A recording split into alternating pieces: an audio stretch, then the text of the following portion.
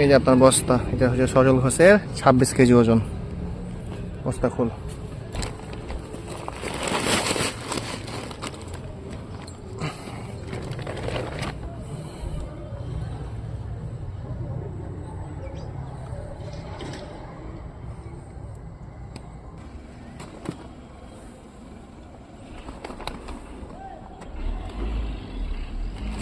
তো আর হইল না, মাল কিন্তু সেই মাল ভাই, আগুন আছে, এই চাবি পড়ে যাবে। গরম গরম চলছে।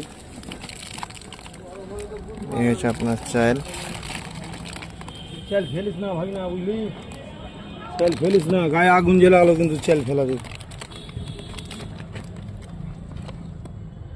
এটা হচ্ছে আপনার সজল ঘোষেরটা। কি নাম দেবো?